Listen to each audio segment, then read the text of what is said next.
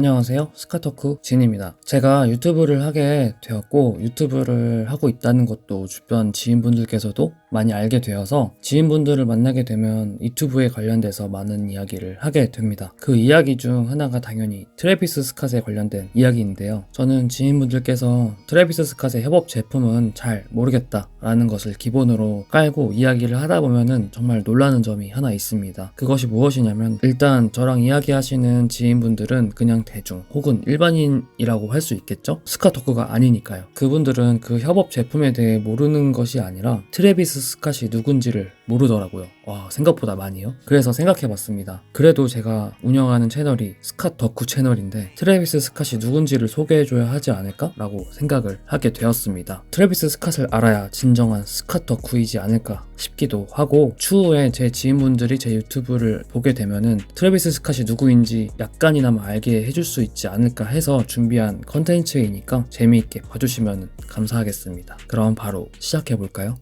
그리고 영상 보시기 전에 구독 누르시는 거 잊지 마시고요.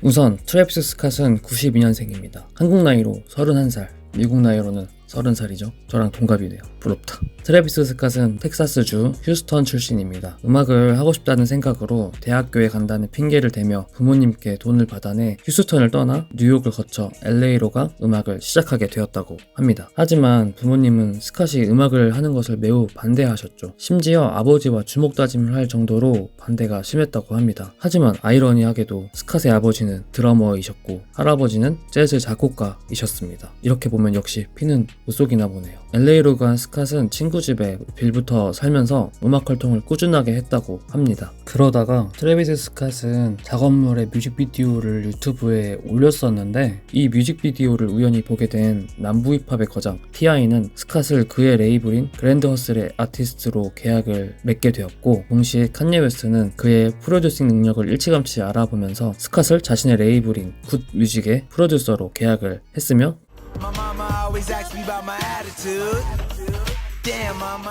동시에 굿 뮤직의 컴플레이션 앨범인 크루엘 썸머의 세 곡의 프로듀서로 참여시켰다고 합니다. 근데 이 모든 일들이 1년 만에 벌어진 일이라고 하네요. 이렇게 보면 델롬델이라고 하는 것 같기도 하고, 물론 트래비스 스캇의 재능, 능력, 그리고 노력이 있기에 이런 운들도 있었겠죠? 그 이후 스캇은 데뷔 믹스테이프 Our Pharaoh를 2013년에 냈습니다. 본격적으로 트래비스 스캇이라는 장르의 시작이라고 할 수 있는 앨범이기도 합니다.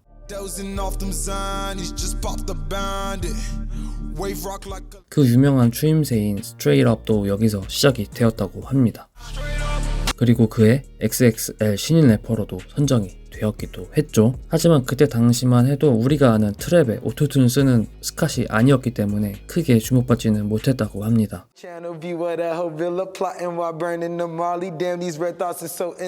그리고 2014년 두 번째 믹스테이프 Days Before Rodeo에서 현재 우리가 알고 있는 스캇의 음악을 제대로 보여주었다고 할 수 있습니다. 오토튠과 추임새를 이용한 트랩, 특히 마마시타라는 곡이 정말 좋더라고요.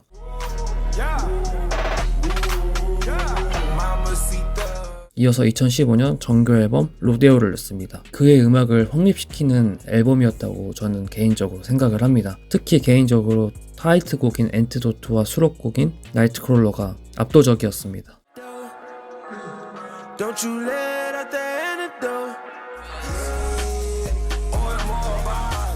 하지만 그 당시 그의 랩 스타일은 음악 평론가뿐만 아니라 리스너들에게도 좋게 들리지는 않았다고 해요. 당시만 해도 오토튠의 유행은 끝나가는 시기였기에 오토튠으로 본인의 음악을 하던 트래비스 스캇은 인정받지 못하고 오히려 조롱의 대상이 되었다고도 합니다. 그리고 스캇은 그러한 조롱과 비판에 대답이라도 하듯이 2016년 두 번째 정규 앨범 Birds in the Trap Sing Midnight을 냅니다. 스캇은 조롱받았던 오토튠을 줄이는 것이 아닌 오토튠으로 곡 전체를 구성하는 것을 선택했습니다. 또 수록곡들에서도 지난 조롱과 그 조롱으로 인한 고통에 대한 답변을 했습니다. 특히 타이틀곡인 구스범스에서 잘 나타나 있죠.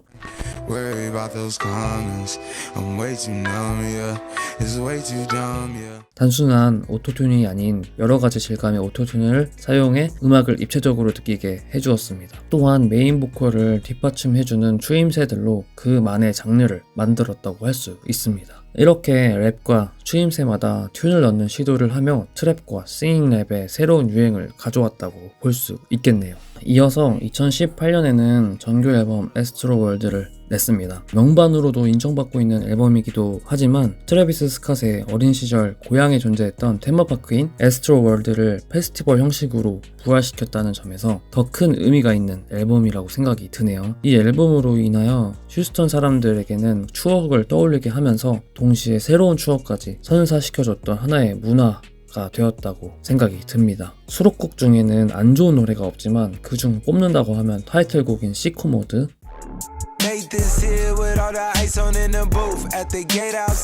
그리고 웨이크업, 요세미티, 그리고 버터플라이 이펙트가 있습니다. 이 앨범은 월드와이드 400만 장 이상의 판매량과 엄청난 롱런으로 트래비스 스캇의 대표작임은 물론 2010년대 힙합의 스테디셀러로도 평가를 받고 있습니다. 한마디로 이 앨범은 초대박이 났다고 할 수 있겠네요. 이 앨범 발매 이후로 트래비스 스캇은 힙합씬에서 인기 있는 래퍼들 중 하나에서 대중적으로 큰 인기를 얻는 대중음악계를 대표하는 아티스트로 성장하게 되었습니다. 정말 음악 장르 중 스캇이라는 장르가 생겼다고 할 수 있고, 이로써 많은 대중들에게 그가 하고 싶었던 음악을 제대로 전달하는 영향력 있는 사람이 되었다고도 할 수 있겠네요. 이 이후로도 트래비스 스캇이 많은 곡들을 들려주기를 원했지만 그러지 못했던 결정적인 이유가 있었습니다. We begin tonight with the heartbreaking concert tragedy in Houston. These horrific images capturing the first night of the two-day concert. 바로 지난 2021년 아스트로월드 공연 참사입니다. 10명의 압사와 300여 명의 부상자가 나왔다고 하는데요. 이로 인해서 트래비스 스캇에 대한 여론은 급격하게 나빠지기도 했었기에 다른 큰 활동을 못했던 것은 사실입니다. 그 이후로 트래비스 스캇도 그의 잘못 인정과 그리고 사과, 또 사상자의 가족들에게 대한 치유와 지원을 아끼지 않고 하는 그의 모습에서 진심으로 뉘우치고 있다는 것도 볼 수 있었습니다. 그때 당시에 사고로 돌아가셨던 분들에게는 고인의 명복을 빌면서 이 사건으로 트래비스 스캇은 조금 더 겸손하고 자신이 어떤 파급력을 일으킬 수 있는지에 대해서 좀 더 생각해보는 사람이 되기를 바랍니다.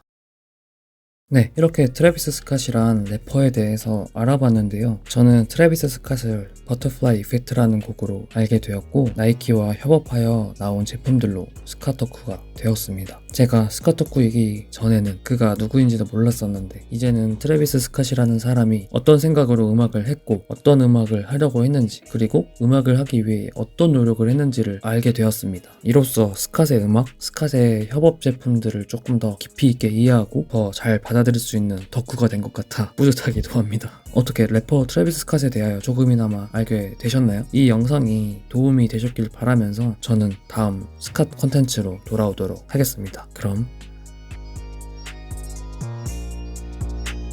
끝!